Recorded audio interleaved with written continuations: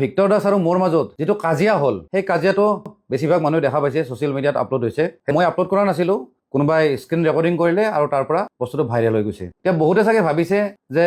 মই মানে ঋতু কলিতাই এনে বিনা কথাত হয়তো ভিক্টৰ দাসৰ ওপৰত খং কৰিছো একচুৱেলি মোৰ গালি দিয়াৰ অলপো ইন্টেনশন নাছিলে সি বহুত সময়ৰ পৰা মোক গালি দি আছিলে অকল মোকে নহয় মাননীয় মুখ্যমন্ত্ৰী হিমন্ত বিশ্ব শৰ্মা শৃংখল চলিহা লগতে মন্ত্ৰী পীযুষ হাজৰিকা সকলোকে গালি দি আছিলে আৰু লগতে এটা কথা কৈ আছিল যে ডিম্পু বৰুৱাক মই কিয় বাৰ্থডে উইশ কৰিলো এইটো কিবা কথা হ'ল নেকি মই কাৰোবাক মৰম কৰো বা ভাল পাওঁ তেওঁৰ লগত মোৰ চাহ চিনাকি আছে ফটো এখন লগাই পেলাই মই বাৰ্থডে উইশ কৰিছো সেইটো একো ডাঙৰ কথা নহয় লগতে আৰু এটা মোক কথা শুনাইছিলে যে মোৰ বন্ধু হেনো ইনোভা ক্ৰিষ্টা কিনিলে মানে বিকাশ অসমৰ কথা কৈছে বীৰ লাচিত সেনাৰ কথাটো হ'ল বীৰ লাচিত সেনাৰ লগত মোৰ অলপো মতলব নাই কোনো সংগঠনৰ লগত মই জড়িত মানুহ নহয় বিকাশ অসমৰ লগত মোৰ পাৰ্চনেল ৰিলেশ্যন ভাই ককাইৰ নিচিনা তেওঁ মোক দাদা বুলি সন্মান কৰে মই তেওঁক ভাইটিৰ নিচিনা ৰেছপেক্ট কৰো গতিকে তেওঁৰ লগত মই ফটো এখন উঠিছো মই ছ'চিয়েল মিডিয়াত দিছিলো সেই কথাটো মোক শুনাইছে ভিক্টৰ দাসে যে আপোনাৰ মানুহে ইনোভা ক্ৰিষ্টা কিনিলে মানুহে কি গাড়ী এখনো কিনিব নোৱাৰে নেকি এইটো কিবা ডাঙৰ কথা হ'ল নেকি এইবিলাক কথা কৈ কৈ ভিক্টৰ দাসে মোক গালি দি আছিলে আৰু ভিক্টৰ দাসে মোক এটা কাৰণত গালি দি আছিলে তাৰ ওপৰত মই এটা ভিডিঅ' বনাইছিলো বহুত দিন আগতে আপোনালোকে সকলোৱে চাগে দেখিছে ছোৱালী এজনীক বহুত বেয়াকৈ অত্যাচাৰ কৰিছিলে ক্লিপটো দেখাৰ পিছত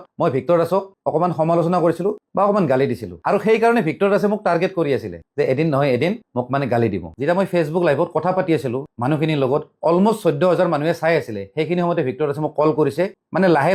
লাহে খং কৰি মোক গালি দিলে এনে মোক পাৰ্চনেলি কিবা যদি গালি দিছে বা মোক সমালোচনা কৰিছে মই বেয়া নাপাওঁ কিন্তু মোৰ যেতিয়া মা দেউতাক ধৰি যেতিয়া মই গালি পাৰিব নহয় তেতিয়া মই কিন্তু মোৰ ধৈৰ্য কিন্তু নাথাকে আৰু এটা কথা দেই এই গালিখিনি কিন্তু মই মানুহক দেখাব নালাগিছিল কিন্তু যিহেতু মানুহবিলাকে দেখি আছে তাৰ লগত মই কথা পাতি আছো সি যেতিয়া মোক গালি দি আছে মই যদি সেইখিনি মই যদি লাইভটো অফ কৰি দিলো হয় নহয় মানুহখিনি হয়তো ভাবিল হয় যে মই ভিক্টৰ দাসক ভয় কৰিছো মই মানুহখিনিক বুজোৱাৰ কাৰণে যে ভিক্টৰ দাসৰ নিচিনা জানুৱাৰ এটাক মই ভয় কৰা মানুহ নহয় সেইকাৰণে মই অনলাইন কথা পাতি দিলো